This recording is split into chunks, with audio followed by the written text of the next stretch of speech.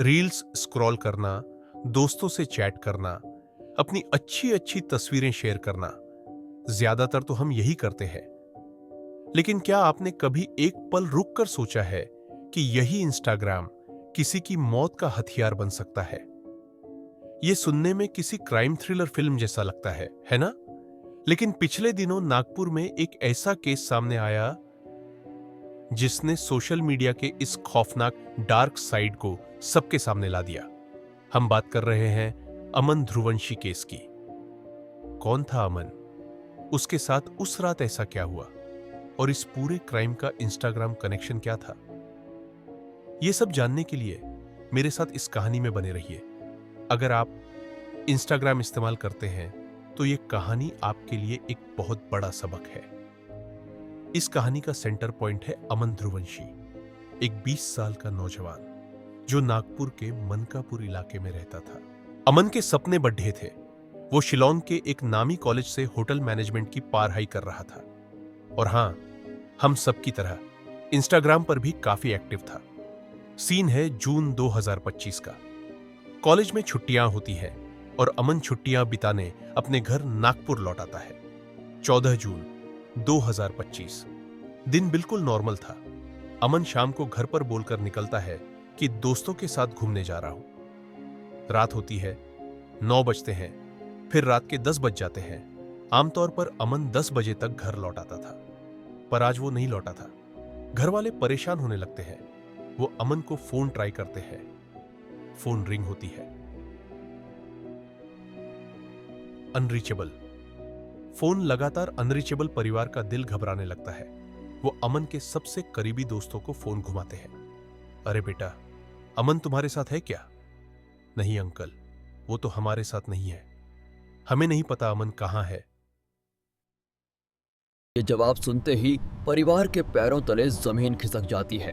वो पूरी रात अमन को हर मुमकिन जगह तलाशते हैं, लेकिन अमन का कोई अता पता नहीं चलता। सुबह हो चुकी थी। 14 घंटे से ज्यादा बीत चुके थे।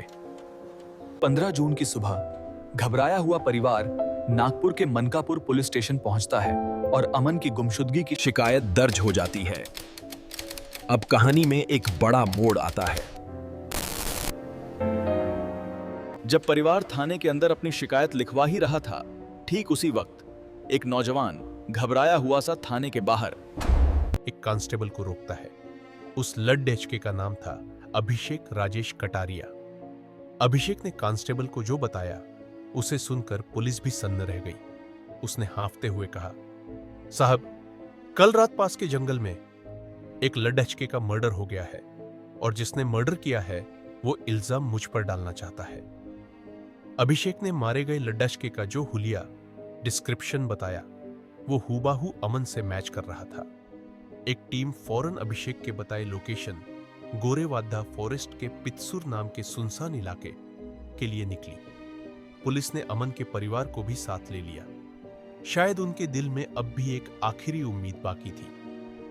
लेकिन जब वो उस घने सुनसान जंगल में पहुंचे, वहां जमीन पर खून से लथपथ एक लाश पड़ी थी। जैसे ही परिवार की नजर उस लाश पर पड़ी, उनकी दुनिया ही उजड़ा गई। वो अमन ही था, उनका 20 साल का बेटा जो कल तक उनके साथ हंस बोल रहा था, अब उनके सामने एक बेजान जिस्म बन चुका था। और पूछताछ शुरू हुई। अभिषेक ने टूटते हुए कहा, मैंने खून नहीं किया है, मैं सिर्फ उसे किडनैप करने में शामिल था। पुलिस ने पूछा, किसके कहने पर? तब अभिषेक ने नाम लिया इस पूरी साजिश के मास्टरमाइंड का, 18 साल का लकी सुनील मेंडेवर। अभिषेक ने 2 और नाम उगले, 18 साल का सुलभ ठाकुर और एक 17 साल का नाबालिग। पुलिस ने कुछ ही घंटों में उन तीनों को भी धर दबोचा। पहले तो सबने अनजान बनने का नाटक किया, लेकिन पुलिस की सख्ती के आगे ज्यादा देर टिक नहीं पाए। और फिर जो सच सामने आया वो शक, एक तरफा प्यार और बदले की एक खौफनाक कहानी थी। पुलिस के मुताबिक पूरा मामला ये था, मास्टरमाइंड लकी मेंडेवर शिलोंग में पढ़ने वाली एक लड्डचकी के साथ रिलेशनशिप में था। अमन ध्रुवंशी भी उसी कॉलेज में था और वो लेडी डिचकी अमन की क्लासमेट थी। यहां ये बात साफ कर दूं, अमन और उस लड डिचकी के बीच सिर्फ हाय हेलो वाली दोस्ती थी। इससे ज्यादा कुछ नहीं। लेकिन लड्डच की कभी कभी बातों बातों में अमन का जिक्र अपने बॉयफ्रेंड लकी से कर दिया करती थी। कुछ वक्त बाद किसी वजह से लड्डकी और लकी का ब्रेकअप हो गया। लड्डकी ने ही लकी को छोड़ दिया था। बस यही बात लकी बर्दाश्त नहीं कर पाया। उसके दिमाग में यह जहर भर गया कि इस ब्रेकअप का जिम्मेदार अमन है। उसे लगने लगा कि अमन ने उसकी गर्लफ्रेंड को छीन लिया है। लकी ने इस हार का बदला लेने की ठान ली और उसने अपना हथियार बनाया इंस्टाग्राम। लकी ने अपनी एक्स गर्लफ्रेंड के नाम से एक फेक इंस्टाग्राम प्रोफाइल बनाई। उसने उस फेक आईडी से अमन ध्रुवंशी को फॉलो रिक्वेस्ट भेजी। अमन ने रिक्वेस्ट देखी, अरे ये तो मेरी क्लासमेट है। उसने बिना सोचे रिक्वेस्ट एक्सेप्ट कर ली। बस लकी का बिछाया जाल काम कर गया। उस फेक आईडी से अमन को मैसेज आने लगे। अमन बेचारा यह सोचकर चैट कर रहा था कि वो अपनी क्लासमेट से बात कर रहा है, जबकि लाइन के दूसरी तरफ एक शैतान उसकी मौत की स्क्रिप्ट लिख रहा था। कुछ दिन तक ये बातचीत चलती रही और फिर 14 जून को लकी ने अपना आखिरी दांव खेला। उसने फेक आईडी से अमन को मैसेज किया, मैं तुमसे अकेले में मिलना चाहती हूं। मिलने की जगह रखी गई वही गोरेवादा फॉरेस्ट। अमन मैसेज के जाल में फंस गया। वो घर से दोस्तों से मिलने का बोलकर सीधा उस लोकेशन पर पहुंच गया। वो अपनी क्लासमेट का इंतजार कर रहा था, लेकिन वहां वो लेडी डीडीएच की नहीं आई। उसकी जगह पहुंचे 3 लड्डी के, अभिषेक, सुलभ और वो नाबालिग। उन्होंने अमन पर हमला किया और उसे जबरदस्ती किडनैप करके जंगल में और अंदर ले गए। पित्सुर नाम की उस जगह पर वहां चाकुओं के साथ पहले से ही इंतजार कर रहा था मास्टरमाइंड लकी मेंढेवर। अमन को देखते ही वो जानवरों की तरह चिल्लाया, तू हमारे बीच आया, तेरी वजह से वो मुझसे दूर हुई। इससे पहले कि अमन कुछ समझ पाता, लकी ने चाकुओं से उस पर ताबदा तोद्दा हमले शुरू कर दिए। अमन ने बहुत बचने की कोशिश की, लेकिन उन 4 दरिंदों के सामने वो बेबस था। वो जमीन पर गिर पड़ा। लकी तब तक उस पर चाकू मारता रहा जब तक उसे यकीन नहीं हो गया कि अमन की सांसें थम चुकी हैं। अमन को वहीं मारकर चारों लड्डाच के लाश को वहीं छोड़ डाचकर अपने अपने घर चले गए। उन्हें लगा कि जंगल में किसी को कुछ पता नहीं चलेगा और वो साफ बच जाएंगे। लेकिन उनका ही साथी अभिषेक कटारिया इस बेरहम कत्ल के बाद बुरी तरह डर गया। उसे लगने लगा कि सारा इल्जाम उसी पर आ जाएगा। वजह जो भी हो, अगली सुबह वो पुलिस के पास पहुंच गया और पूरी साजिश का पर्दाफाश कर दिया।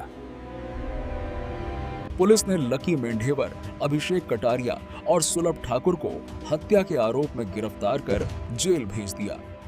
उस 17 साल के नाबालिग को बाल सुधार गृह भेजा गया। पता चला कि उस पर पहले से भी कई क्रिमिनल केस दर्ज थे। एक छोटा सा शक, एक फर्जी इंस्टाग्राम प्रोफाइल और 20 साल के लड़के की दर्दनाक मौत। एक मामूली सा शक, एक फेक इंस्टाग्राम प्रोफाइल और एक 20 साल के भारतीय लड़के की खौफनाक मौत। फिलहाल ये मामला कोर्ट में है और सभी आरोपी सलाखों के पीछे हैं। पुलिस सबूत जुटा रही है। ये कहानी हमें एक बहुत जरूरी सबक सिखाती है। सोशल मीडिया जितना दिखता है उतना मासूम नहीं है। एक फेक प्रोफाइल, एक अनजान रिक्वेस्ट और एक गलत भरोसा आपकी जिंदगी बर्बाद कर सकता है।